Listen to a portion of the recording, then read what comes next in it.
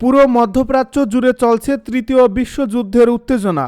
আমাদের হাতে এসেছে গুরুত্বপূর্ণ আপডেট আন্তর্জাতিক সংবাদ। শুরুতেই থাকছে রাশিয়া ইরানের ঘনিষ্ঠতা, ড্রোন, অস্ত্র ও কূটনীতিতে বদলে যাচ্ছে মধ্যপ্রাচ্যের শক্তির সমীকরণ।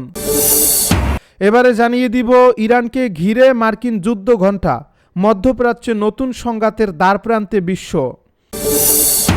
সব শেষে জানিয়ে দিব যুক্তরাষ্ট্রের চোখ এড়িয়ে ইরানের ভূগর্ভস্থ ও পানির নিচের মিসাইল সাম্রাজ্য, হরমুজ প্রণালী ঘিরে বাড়ছে বৈশ্বিক উদ্বেগ। এতক্ষণ শুনছিলেন হাতে থাকা আপডেট সংবাদের শিরোনাম, এবারে বিস্তারিত। তবে তার আগে অনুরোধ রইল ভিডিওটিতে একটি লাইক এবং কমেন্ট করে জানিয়ে দিন ভিডিও সম্পর্কে আপনার মূল্যবান মতামত। আরও জানিয়ে দিন ভিডিওটি কোথা থেকে দেখছেন বা কোন জেলা থেকে দেখছেন।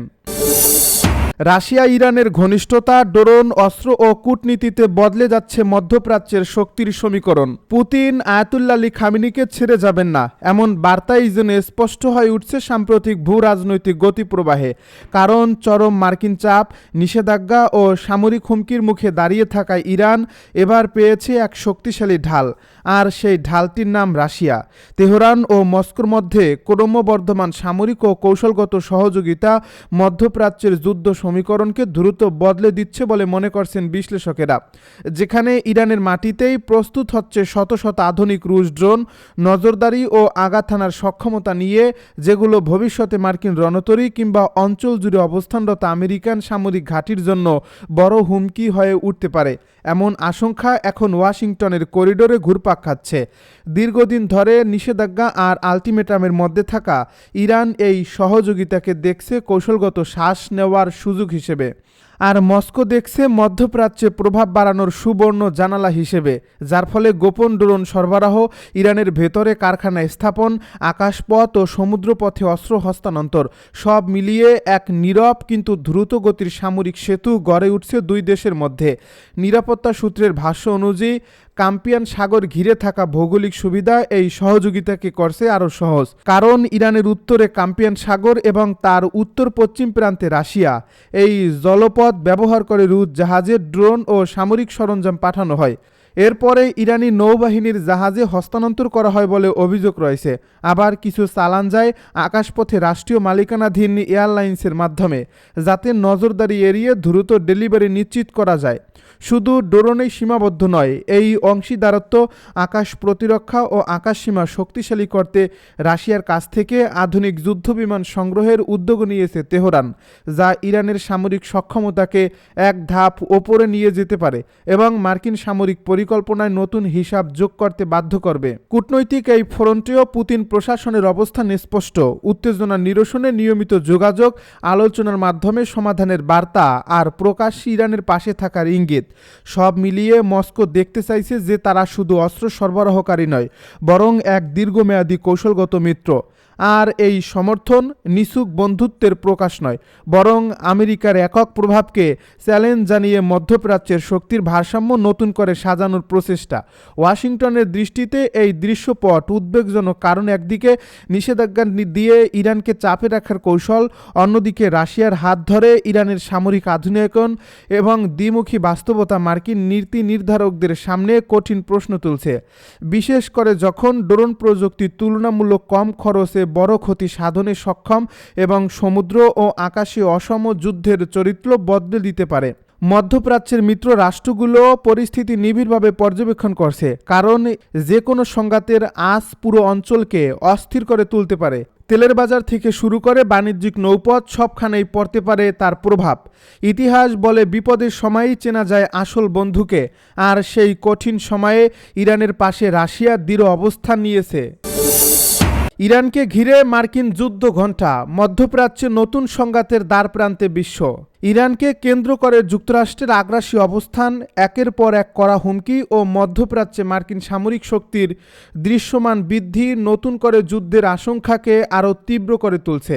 মার্কিন প্রেসিডেন্ট ডোনাল্ড ট্রাম্পের সরাসরি সামরিক হুঁশিয়ারি এবং পারস্য উপসাগরে শক্তিশালী নৌবহর মোতায়েনের পর আন্তর্জাতিক অঙ্গনে প্রশ্ন উঠছে, মধ্যপ্রাচ্যে কি আরেকটি বড় যুদ্ধ অনিবার্য হয়ে উঠছে? ওয়াশিংটনের চাপের জবাবে তেহরান স্পষ্ট ভাষায় জানিয়ে দিয়েছে হুমকির মুখে তারা কোনো আলোচনায় বসবে না এবং প্রয়োজনে যুদ্ধের জন্য প্রস্তুত।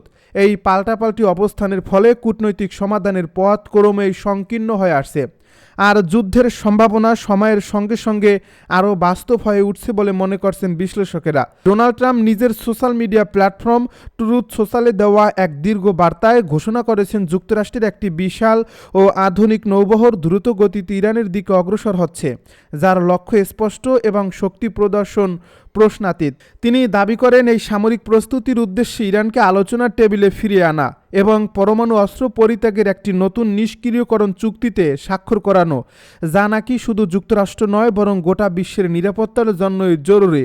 ডোনাল্ড ট্রাম্প সতর্ক করে বলেন, সময় দ্রুত ফুরিয়ে আসছে এবং ইরান যদি এই সুযোগ হাতছাড়া করে তবে তার ফল হবে ভয়াবহ।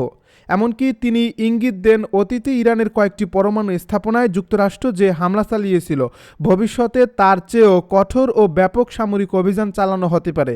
ডোনাল্ড ট্রাম্পের এই বক্তব্য আন্তর্জাতিক মহলে ব্যাপক আলোড়ন সৃষ্টি করছে এবং মধ্যপ্রাচ্যের দেশগুলো নতুন করে নিরাপত্তা ঝুঁকি নিয়ে উদ্বিগ্ন হয়ে পড়ছে। এর জবাবে ইরানের পররাষ্ট্রমন্ত্রী আব্বাসে আরাখজি স্পষ্ট করে জানিয়েছেন, সামরিক হুমকি ও চাপের পরিবেশে কোনো ধরনের আলোচনা সম্ভব নয়। রাষ্ট্রীয় গণমাধ্যমে দেওয়া এই বক্তব্যে তিনি বলেন, ভয় দেখিয়ে বা একতরফা শর্ত চাপিয়ে দিয়ে ইরানকে আলোচনায় বসানো যাবে না, বরং এমন আচরণ পরিস্থিতিকে আরও বিপজ্জনক করে তুলবে। তিনি যুক্তরাষ্ট্রের সঙ্গে গোপন যোগাযোগ বা সাম্প্রতিক কোনো কূটনৈতিক সমঝোতার গুঞ্জনও সরাসরি অস্বীকার করেন এবং বলেন, ইরান তার সার্বভৌমত্ব ও জাতীয় স্বার্থের প্রশ্নে কোনো আপোষ করবে না। তবে প্রকাশ্যে করা অবস্থানের পাশাপাশি আড়ালে কূটনৈতিক তৎপরতা পুরোপুরি থেমে নেই বলেও ইঙ্গিত মিলছে। আন্তর্জাতিক গণমাধ্যম আল জাজিরার জ্যেষ্ঠ সাংবাদিক আলী হাশেম তেহরান থেকে জানিয়েছেন, প্রকাশ্যে যতই যুদ্ধংদেহী বক্তব্য আসুক না কেন, পর্দার আড়ালে মধ্যস্থতাকারীদের মাধ্যমে সমাধানের চেষ্টাও চলছে। তার মতে, পরিস্থিতি এতটাই গুরুতর যে কোনো পক্ষই পুরোপুরি নিয়ন্ত্রণ হারাতে চায় না, আর তাই নীরব কূটনীতি এখনও সক্রিয় রয়েছে। তিনি আরও বলেন, ইরান প্রকাশ্যে যুদ্ধের প্রস্তুতির কথা বললেও একই সঙ্গে এটাও জানিয়ে দিচ্ছে যে সম্মানজনক ও চাপমুক্ত পরিবেশ তৈরি হলে তারা আলোচনায় বসতে রাজি। এই জটিল প্রেক্ষাপটে যুক্তরাষ্ট্র পারস্য উপসাগরে রণধীর ইউএসএস আব্রাহাম লিঙ্কন সহ অতিরিক্ত সামরিক সরঞ্জাম মোতায়েন করছে, যা বিশ্লেষকদের মতে ইরানের উপর চাপ বাড়ানোর একটি সুস্পষ্ট কৌশল। ওয়াশিংটনের লক্ষ্য হচ্ছে শক্তি প্রদর্শনের মাধ্যমে তেহরানকে নিজেদের শর্ত মানাতে বাধ্য করা এবং আঞ্চলিক মিত্রদের আশ্বস্ত করা যে যুক্তরাষ্ট্র এখনও মধ্যপ্রাচ্যে প্রভাবশালী শক্তি হিসাবে সক্রিয়। যুক্তরাষ্ট্রের চোখ এড়িয়ে ইরানের ভূগর্ভস্থ ও পানির নিচে মিসাইল সাম্রাজ্য, হরমুজ প্রণালী ঘিরে বাড়ছে বৈশ্বিক উদ্বেগ।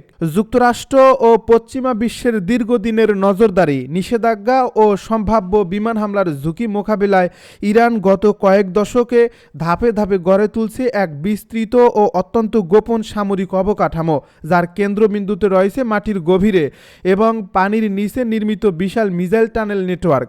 ইরানি সামরিক সূত্রের দাবি অনুযায়ী পাহাড়ের কয়েকশো মিটার গভীরে কংক্রিটের একাধিক স্তরের সুরক্ষায় তৈরি এসব ভূগর্ভস্থ ঘাঁটি বা তথাকথিত মিসাইল সিটি পুরো দেশ জুড়ে জলের মতো ছড়িয়ে রয়েছে। পাহাড়ের কয়েকশো মিটার গভীরে কংক্রিটের একাধিক স্তরের সুরক্ষায় তৈরি এসব ভূগর্ভস্থ ঘাঁটি বা তথাকথিত মিসাইল সিটি পুরো দেশ জুড়ে জালের মতো ছড়িয়ে রয়েছে, যা স্যাটেলাইট ইমেজ বা আধুনিক গোয়েন্দা ড্রোনের মাধ্যমেও সহজে শনাক্ত করা যায় না। আর এই টানেলগুলোর ভেতরে সবসময় প্রস্তুত অবস্থায় রাখা হয় হাজার হাজার দূরপাল্লার ব্যালিস্টিক ও ক্রুজ মিসাইল, যেগুলো স্বয়ংক্রিয় ও আধুনিক লঞ্চিং ব্যবস্থার মাধ্যমে মুহূর্তের মধ্যে আঘাত হানতে সক্ষম, যার ফলে শত্রুপক্ষ প্রথম দফায় আক্রমণ চালালেও ইরান মাটির নিচ থেকেই ব্যাপক ও বিধ্বংসী পাল্টা হামলা চালাতে পারবে বলে সামরিক বিশ্লেষকদের ধারণা।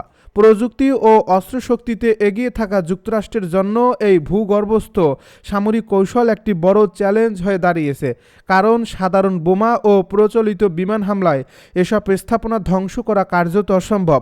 আর এই প্রেক্ষাপটেই যুক্তরাষ্ট্রের সঙ্গে চলমান উত্তেজনার মধ্যে ইরান প্রথমবারের মতো পানির নিচে নির্মিত এক বিশাল মিসাইল টানেল নেটওয়ার্ক প্রকাশ্যে এনেছে, যা নতুন করে মধ্যপ্রাচ্যের শক্তির ভারসাম্য ও নিরাপত্তা পরিস্থিতি নিয়ে প্রশ্ন তুলছে।